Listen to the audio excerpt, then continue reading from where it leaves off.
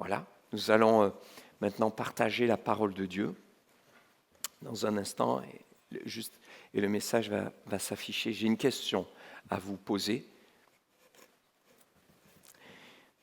Vous est-il déjà arrivé, suite à une prédication, un message ou un temps spirituel dans la prière, une lecture de la Bible où le Saint-Esprit vous a saisi, et de ressortir de ce temps ou de cette écoute de prédication avec une sainte motivation, un feu, en disant « à partir de maintenant, je prierai tous les jours.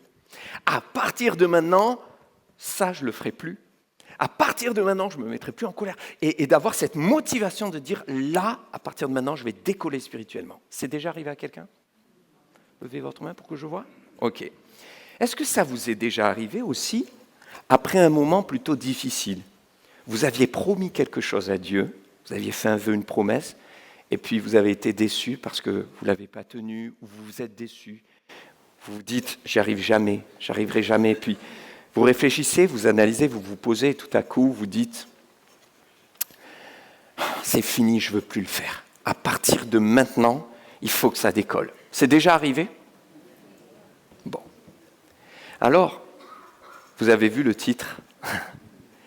Je voudrais vous inviter à réfléchir autour de la parole de Dieu pour enfin décoller spirituellement. Pour ce faire, je vous offre un billet d'avion. Vous le prenez ? C'est pour partir dès maintenant, et je vous emmène avec moi. On va traverser la Méditerranée, nous sommes en avion et nous arrivons en Israël. Mais c'est un avion spirituel. J'ai entendu il y en a qui sont déçus. Ils pensaient que j'allais sortir des billets gratuits là, pour aller, je ne sais pas, aux Bahamas. Voilà. Et c'est un avion spirituel. Ça veut dire qu'il traverse le temps et on arrive dans les années 30 après la naissance de Jésus. Il a été envoyé sur la terre. Dieu a vu la misère, la souffrance, le péché, la honte, l'ignominie, la violence. Il a envoyé Jésus. Jésus vient. Et là, les choses bougent. Tremblement de terre, spirituel, émotionnel, moral, psychologique, car Jésus est là. Alors il touche les malades, il les guérit. Il relève le paralytique. Et il guérit le boiteux, mais même aussi l'aveugle et l'aveugle de naissance, Jean chapitre 9. Il pardonne les pécheurs, il prend les enfants dans ses bras. Il démonte même les pensées religieuses et montre qu'il est venu pour accomplir la loi, car il est au-dessus de la loi. Jésus est là. Jésus est là. Et que se passe-t-il alors qu'il est maintenant vers la fin de son ministère sur la terre, que l'opposition monte, alors qu'il se rend à Jérusalem, Jésus passe entre la Samarie et la Galilée. Et comme il entrait dans un village, 10 lépreux vinrent à sa rencontre. Ils se tinrent à distance et se mirent à lui dire « Jésus, Maître, aie pitié de nous !» Et lorsqu'il les vit, Jésus leur dit « Allez vous montrer aux prêtres. » Et pendant qu'ils y allaient, ils furent guéris.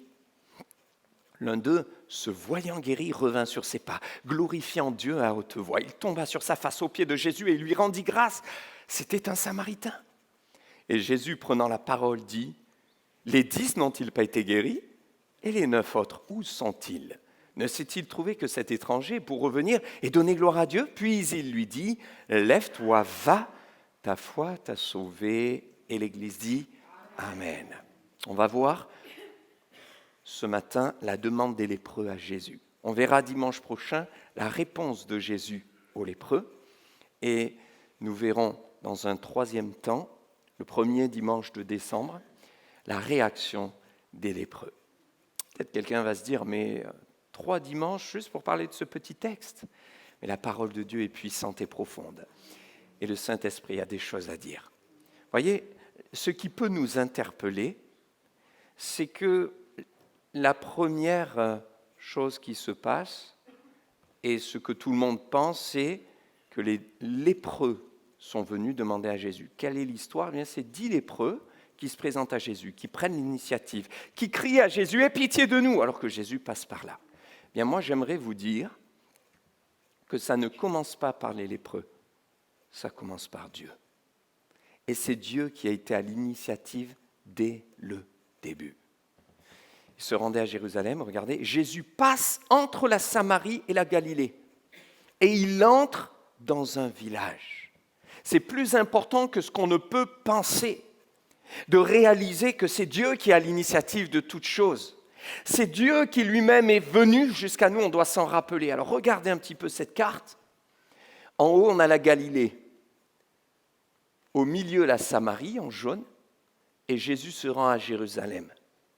Et il nous est dit, Jésus, alors qu'il se rend à Jérusalem, il va passer par un village de Samarie. Autrement dit, Jésus fait un détour. Regardez, alors pour que tout le monde comprenne, Aix-en-Provence, c'est la Galilée. Marseille, c'est la Judée. Et regardez, Jésus doit se rendre de la Galilée en Judée, mais il passe par un village. Donc si vous passez par Vitrolles ou Marignane, qui ne sont pas des villages mais des villes, ok, vous allez faire un détour.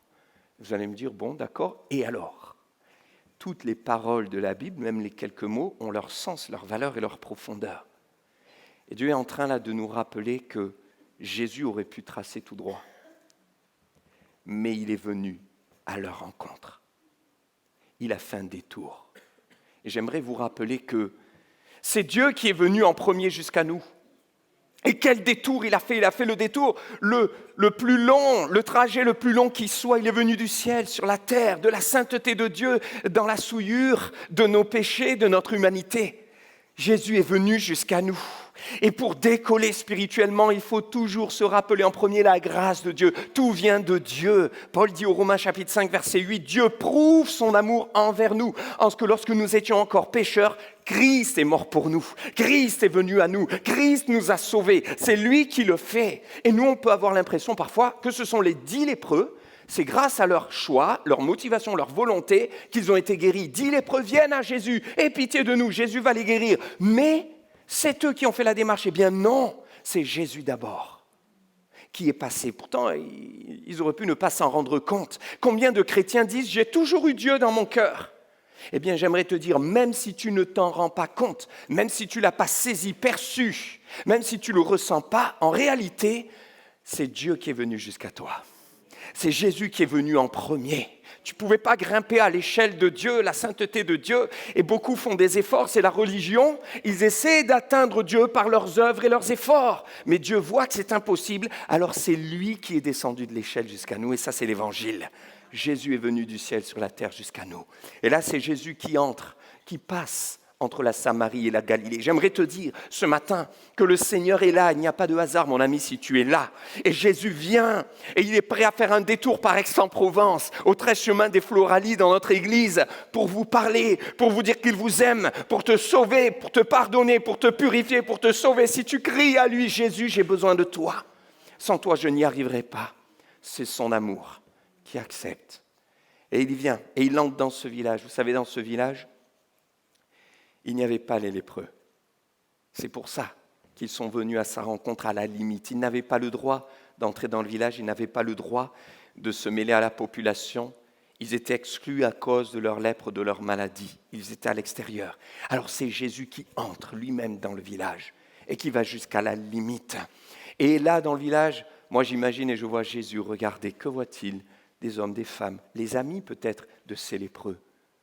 Amis à qui ils ne peuvent plus parler, la famille de ces gens malades, famille qu'ils ne peuvent plus véritablement voir de près, peut-être leur troupeau, leur bétail, l'atelier dans lequel les uns les autres travaillaient, mais qu'ils ont perdu et dans lequel ils ne peuvent plus aller. Et Jésus voit tout ça, tout ce qui pourrait leur appartenir, et il voit d'avance ce qu'il veut leur donner. Et vous savez, nous ne pouvions pas entrer dans la présence de Dieu sans que Jésus vienne à nous pour nous y intégrer par le sang de la croix. C'est lui qui est venu nous chercher. La lèpre symbolise dans la Bible le péché, et notre péché nous empêchait d'entrer dans la présence de Dieu. C'est pour ça qu'on a besoin, en toute simplicité, de s'humilier, de dire « Seigneur, purifie mon cœur. Seigneur, je viens à ta rencontre, je veux bien dire je suis chrétien, croyant, disciple, mais ça ne peut être que par l'œuvre de la croix. » Hébreux 10, verset 19 dit « Christ a inauguré une route nouvelle Comment? Il nous fait entrer dans notre héritage, mais comment? Par le voile déchiré. Ça veut dire quoi tout ça? Son corps a été déchiré à la croix pour que nous puissions entrer dans notre héritage. Est-ce que nous ne pouvions que voir de loin la vie, l'éternité, la joie, le bonheur, le pardon de nos péchés? Il va nous l'offrir, mais c'est par lui. Et il va les faire entrer, réintégrer dans le village. Mais avant, il faut qu'ils aient une rencontre avec Jésus. Et le Seigneur a un héritage pour toi. Il a une bénédiction pour vous. Et je ne suis pas en train de vous vendre du rêve, mais de vous dire que c'est biblique. Le Seigneur dit « Quiconque croit en moi aura la vie éternelle ». Et nous sommes co-héritiers avec Christ dans les lieux célestes. Tout l'héritage du Seigneur, il nous le donne. La joie, la gloire éternelle, la vie éternelle. Mais pour cela, on a besoin de cette rencontre avec Jésus. Alors c'est Jésus qui est entré dans le village. C'est Jésus qui va aller aussi à leur rencontre. Rappelle-toi toujours que tout est grâce. Ce n'est pas toi qui as toujours été chrétien, qui as toujours été bien, c'est Jésus qui est venu jusqu'à toi. Paul dira aux Éphésiens, chapitre 2, verset 8, c'est par la grâce que nous sommes sauvés. Mais la suite aussi, parce qu'il rajoutera dans 1 Corinthiens 15, il le dit plusieurs fois, mais c'est par la grâce de Dieu que je suis ce que je suis. J'ai travaillé plus que tous, mais par la grâce de Dieu. En clair, il est en train de dire tout ce que j'ai, tout ce que je fais, c'est par la grâce de Dieu. Tout ce que vous avez, tout ce que nous avons, c'est la grâce de Dieu. Que jamais personne ne se glorifie, ne s'enorgueillisse ou ne pense que c'est grâce à lui.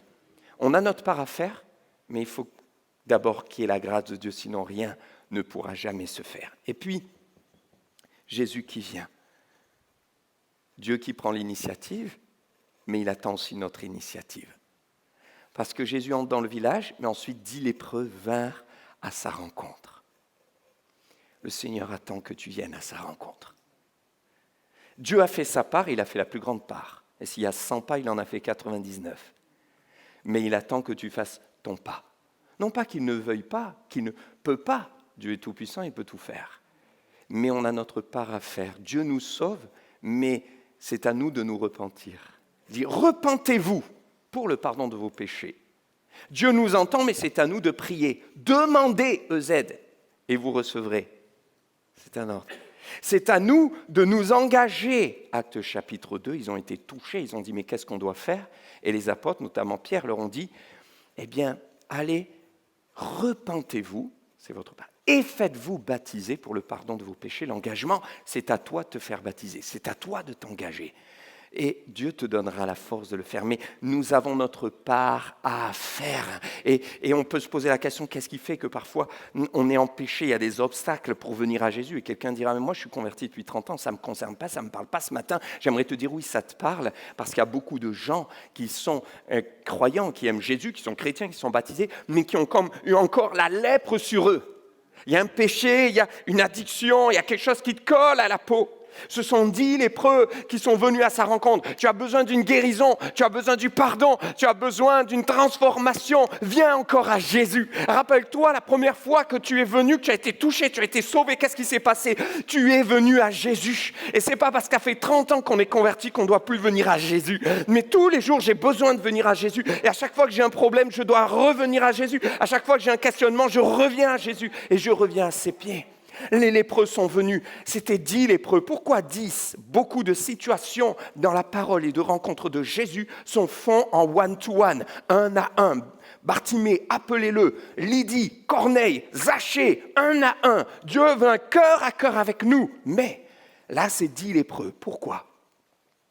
La fin du texte nous montre qu'il y avait 9 juifs et un samaritain. Mais si vous relisez tous les textes, et en particulier Jean chapitre 4, les Juifs et les Samaritains ne pouvaient pas se voir. Ils ne pouvaient pas se voir en peinture comme on dit aujourd'hui. Ils ne se parlaient même pas et ils restaient éloignés les uns des autres. Il y avait une haine, une hostilité. Ils n'osaient même pas traverser les mêmes champs, les mêmes villes. Et c'est pour ça que dans Jean chapitre 4, cette Samaritaine au puits de Sychar a été bouleversée, étonnée, surprise, choquée que Jésus vienne, s'approche et lui parle. Et elle lui dira, mais comment toi qui es juif, tu parles à une femme qui est samaritaine? Ça ne se faisait pas, mais là nous voyons 10 lépreux, mes frères et sœurs, qui sont ensemble. Parce que la lèpre symbolise le péché. Et les lépreux, bien, ils étaient tous ensemble. Et vous savez, ça ne veut pas dire que le péché, il l'unit, mais ça veut dire que nous sommes tous au même rang. Nous sommes tous pécheurs et privés de la gloire de Dieu. Romains 3, 23. Et le salaire du péché, c'est la mort. Et la lèpre conduisait à grignoter jusqu'à la mort. Et vous savez, quelqu'un me dira, mais pasteur, tous les dimanches j'entends ça, que oui, nous sommes tous pécheurs, on a tous besoin de Jésus. Ça ne me concerne pas, mais si, mon frère, ma sœur, ça doit tous nous concerner parce qu'il faut comprendre que parfois, dans nos attitudes, nos actions, nos réactions, on prouve qu'on n'a pas compris ça. À chaque fois que vous vous mettez au-dessus de quelqu'un, vous critiquez, vous jugez, vous oubliez que vous n'étiez pas meilleur que lui. Vous oubliez que Dieu vous a fait grâce à vous comme à lui et que s'il n'y avait pas Dieu, vous n'auriez pas pu relever la tête. Et ça va nous amener de l'humilité. Proverbe 15, 33, l'humilité précède la gloire, mais l'orgueil précède la chute. La lèpre était le symbole du péché. Pourquoi ? Parce que la lèpre, c'est une maladie qui ronge la peau, mais qui commence par l'intérieur et qui se voit ensuite à l'extérieur. Et ça, c'est comme le péché. Peut-être il y a quelqu'un ce matin qui vit dans le péché, qui fait des choses, personne ne le voit, ça commence à l'intérieur. Mais ça finit par se voir, ça finit par éclabousser à l'extérieur. Ça brise des familles, un adultère, et on le cache, ça ne se voit pas. Et puis ça brise des familles. Certains diront, mais je ne suis pas dans l'adultère. Mais à partir du moment où tu regardes l'image d'une autre femme, tu es dans l'adultère. À partir du moment où tu commences à jouer un jeu de séduction, une ambiguïté, tu es dans l'adultère. C'est ce que Jésus dira. L'adultère, ce n'est pas juste commettre, mais il dit quiconque regardera une femme pour la convoiter a déjà commis l'adultère avec elle dans le cœur. Peut-être quelqu'un, c'est pareil, tu dis, oh, ce n'est pas vraiment du mensonge, tu t'es arrangé, mais tu as voulu induire l'autre en erreur, c'est du mensonge. Même si tu as dit une vérité. Parce que le mensonge, en fait, ça commence dans le cœur. Et la lèpre, elle est comme le péché. En fait, ça commence dans le cœur. C'est pour ça que les hommes le voient après, mais Dieu l'a déjà vu avant. Parce qu'il regarde au cœur. Si l'homme regarde à ce qui frappe les yeux, Dieu regarde au cœur. 1 Samuel 16, 7. La lèpre, elle est symbole du péché parce qu'elle ronge. Le péché te ronge, c'est pour ça que tu as besoin de Jésus. Le péché te grignote, c'est pour ça que tu as besoin de Jésus. Il te grignote jusqu'à te détruire. Le salaire du péché, c'est la mort. Mais le don gratuit de Dieu, c'est la vie éternelle. Alléluia. On a une solution, là, il y a l'antidote, c'est la présence, la puissance de Jésus et celle du Saint-Esprit en nous. Le péché, tout comme la lèpre, t'isole et t'éloigne de Dieu. Regardez, ces lépreux, il nous est dit, ils se tinrent à distance. Pourquoi ? Parce qu'ils étaient lépreux.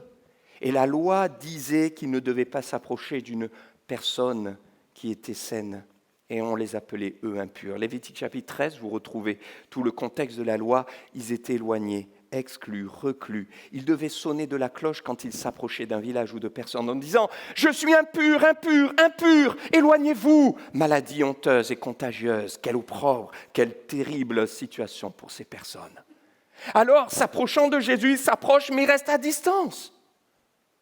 Parce que la lèpre les empêche, la loi les condamne à rester loin. Vous savez, le péché nous éloigne de Dieu. Et la culpabilité vous empêchera de vous approcher de Dieu. Mais ce matin, le Seigneur veut briser le pouvoir de la culpabilité.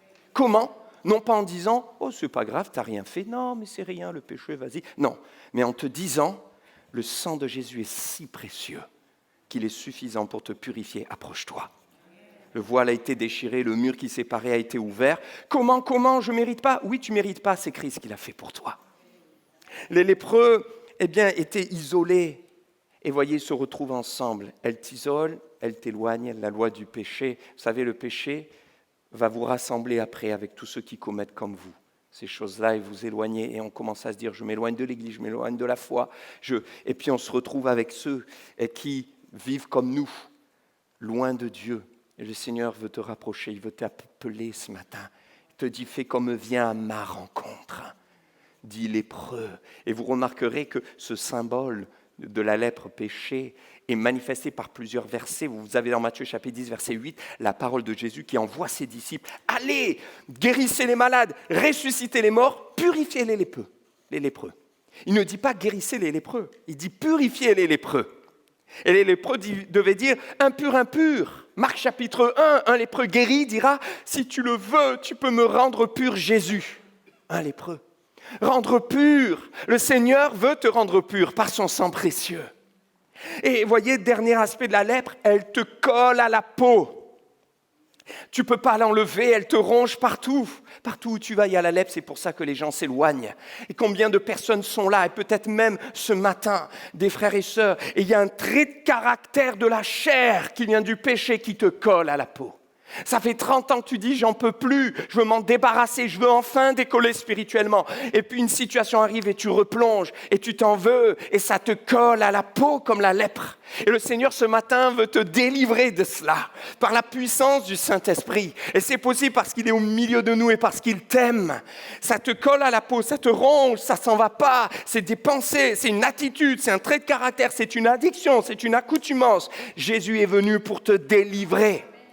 Et il n'a pas changé.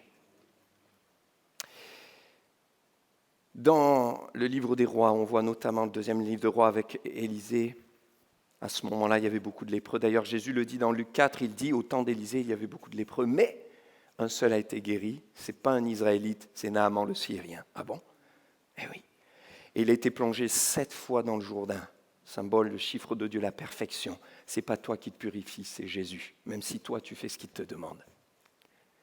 Et cet homme a été purifié, ce qui montre que ce matin, quelqu'un qui se sent incapable, en dehors, loin, qui dit « mais je ne connaissais pas les chants, je ne connais pas trop les versets, je me sens indigne, etc. » Le Seigneur te dit « viens ». Dans 2 Rois, chapitre 5, il y en a un moment, mais chapitre 7, il y a ensuite les 4 lépreux qui vont entrer dans le village qui a été déserté grâce à la puissance de Dieu, qui a fait peur aux ennemis, ils sont tous partis. Et là, ils voient les provisions des Syriens, l'or, l'argent, ils prennent tout, des lépreux qui entrent dans la bénédiction, qui entrent dans le royaume, qui entrent dans la promesse. Mais après, ils vont se dire, on ne va pas le garder pour nous, et ils amènent les autres. Ce sont des lépreux. Ce matin, comme prophétiquement, le Seigneur veut dire à quelqu'un qui est comme un lépreux spirituel, tu vois, comme une lèpre qui te colle à la peau, mais si tu crois, si tu t'approches, si tu donnes tout ton cœur, si tu dis, Seigneur, je crois en toi, tu mets ta foi en action, il va se servir de toi pour en amener d'autres à la bénédiction. Ne reste pas assis, passive, mais dis-toi, oui Seigneur, tu peux m'utiliser, même si humainement je ne vois pas comment. Mais tu es le Dieu qui change le mal en bien, le Dieu de l'impossible, qui choisit les choses faibles pour confondre les fortes. Amen. C'est Dieu qui nous a aimés le premier. Mais ensuite, il nous demande de l'aimer en retour grâce à son aide et son amour. 1 Jean 4, 19, voyez comment Dieu nous a aimés. Dieu nous a aimés le premier, c'est pour ça que nous l'aimons. C'est lui. L'homme a l'initiative. Et donc, ils vinrent à sa rencontre. Tu perds jamais au change quand tu viens à la rencontre de Jésus à nouveau. Viens et approche-toi. Tu perds pas ton temps. Bartimée s'est approché quand on lui a dit « Lève-toi, il t'appelle ». Il est venu à la rencontre de Jésus et sa vie a changé. Il a été guéri, il était aveugle. Ses yeux se sont ouverts. Ce matin, il y a quelqu'un qui est comme aveugle.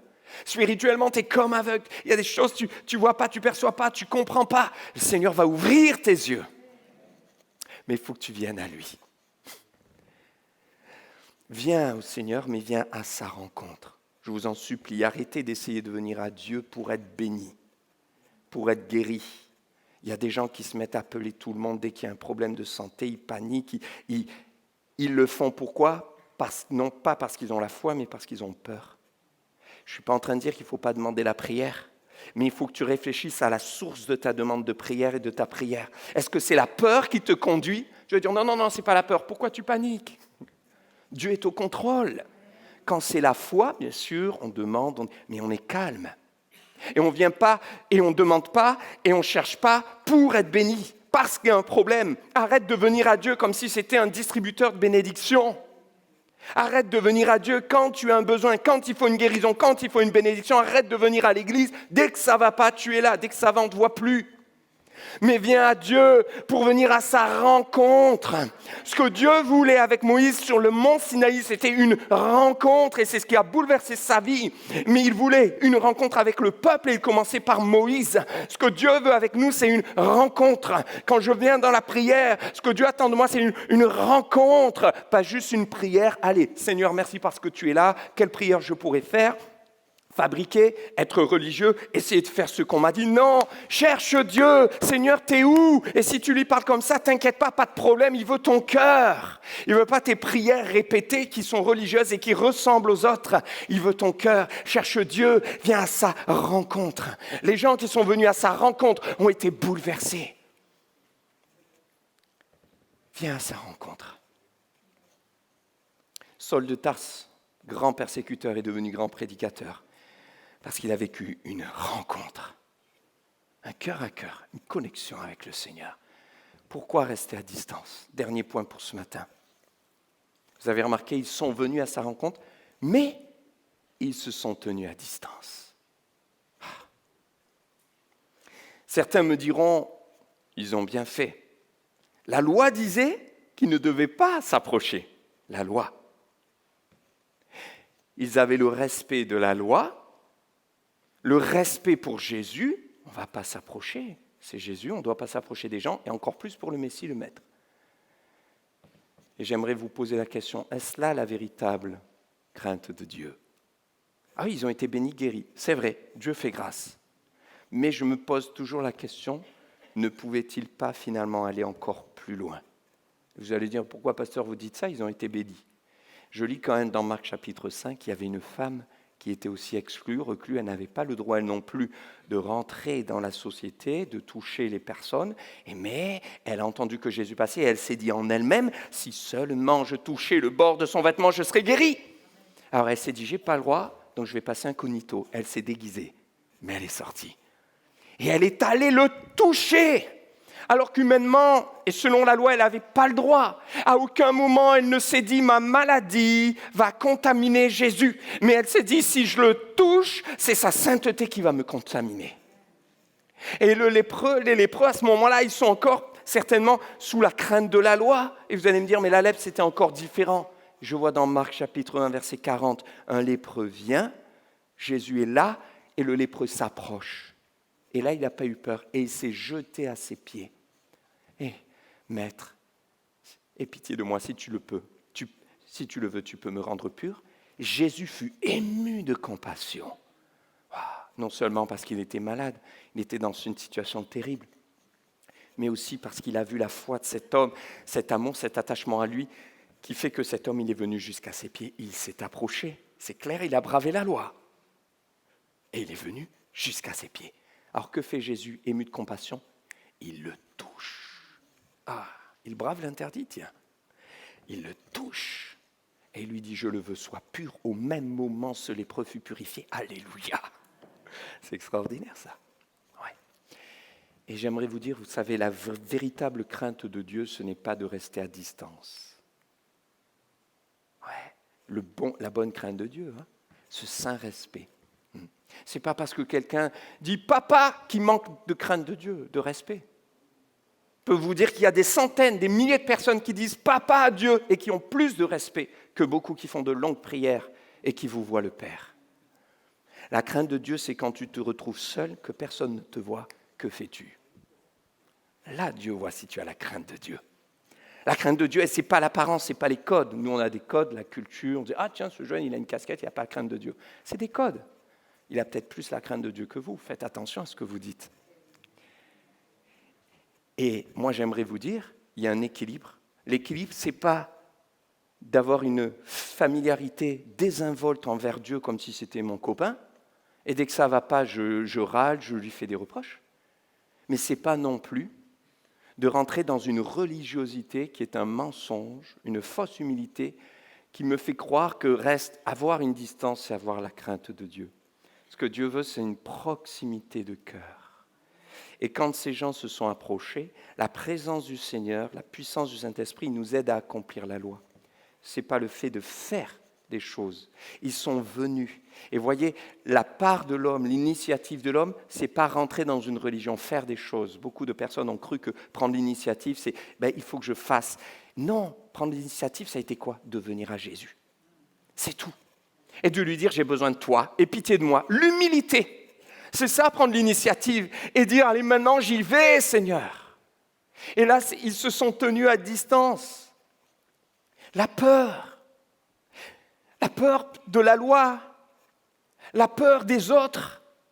Qu'est-ce qu'on va nous dire? On n'avait pas le droit. Es-tu sous la peur, le regard des autres? Il y a quelqu'un ce matin qui est là, il se reconnaît. Le regard des autres dicte ton attitude.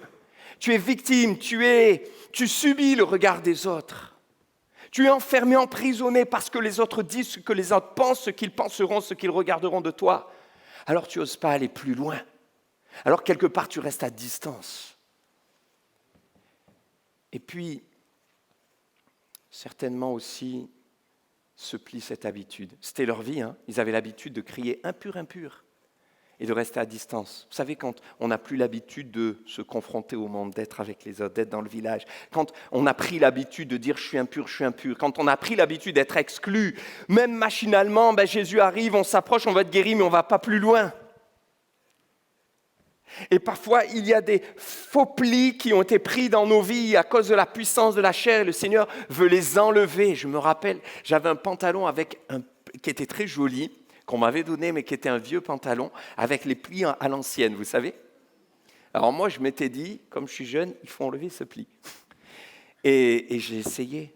Vous savez, les plis, les faux plis, ce n'était pas un faux pli, c'était un pli d'époque, mais qui ont été repassés, faits pendant des décennies. Allez l'enlever, ce pli-là. J'y arrivais pas.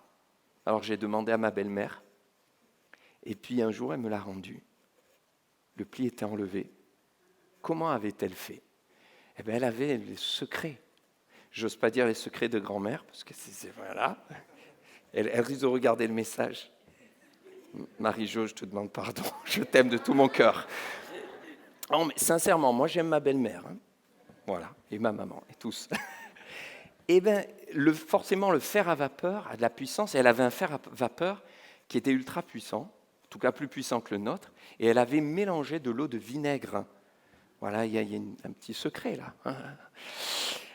Il faut faire un dosage moitié-moitié, je crois. Et elle avait repassé, mais 1 fois, 2 fois, 3 fois. Elle avait insisté. Et un jour, le pli est parti. Mais il a fallu du temps.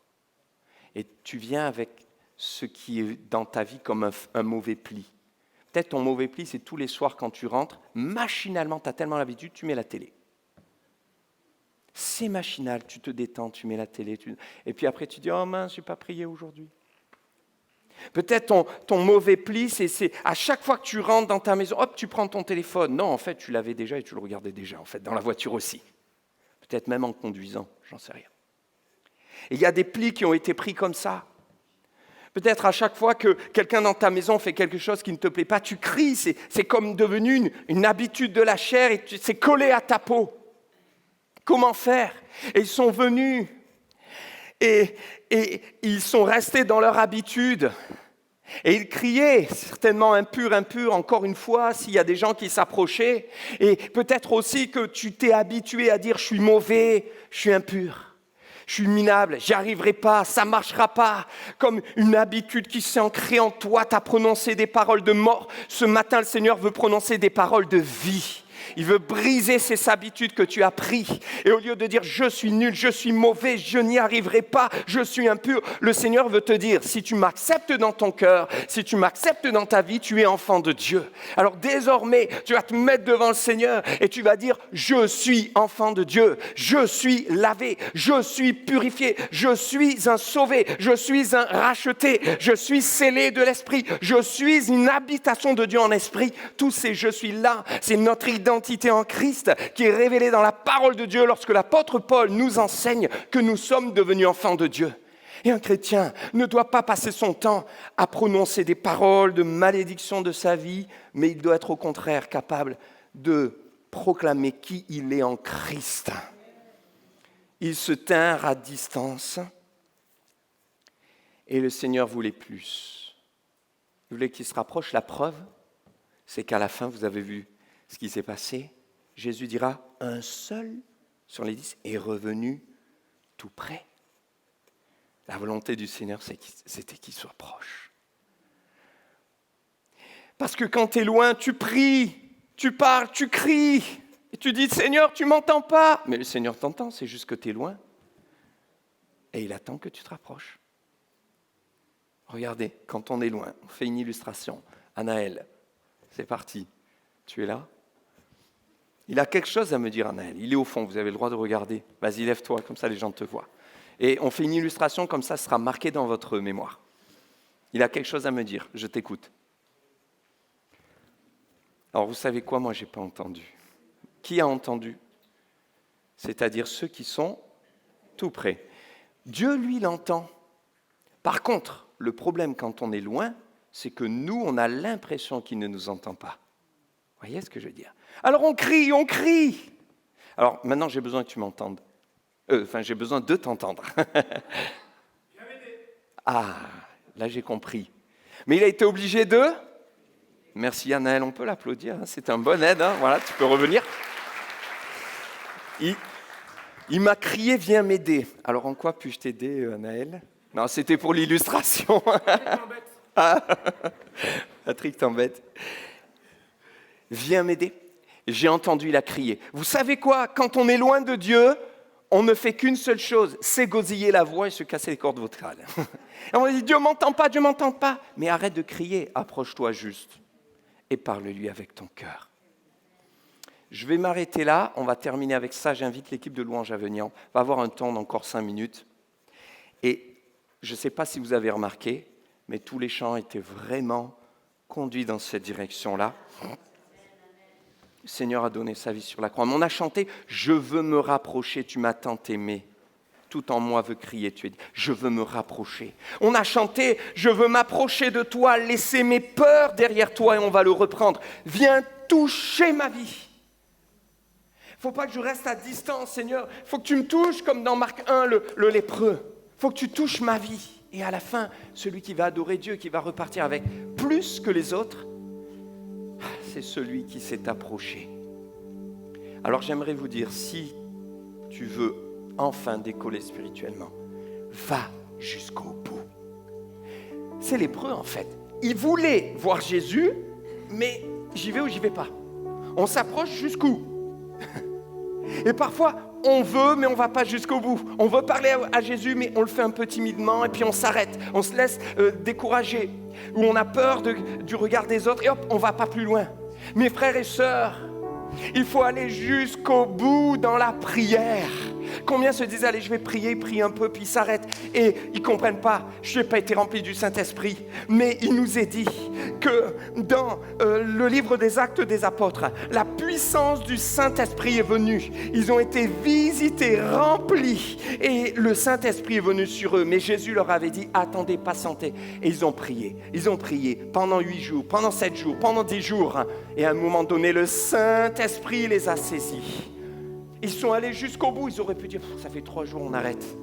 Mais ils sont allés jusqu'au bout. Combien disent, mais ça fait 20 ans que je demande le baptême du Saint-Esprit, je ne suis pas encore baptisé du Saint-Esprit. Mais va jusqu'au bout dans ta démarche. Va jusqu'au bout dans la prière. Combien disent, ça n'a pas marché, je suis allé voir la personne, bon, c'est pas vraiment réglé, il n'y a pas de pardon. Va jusqu'au bout du pardon.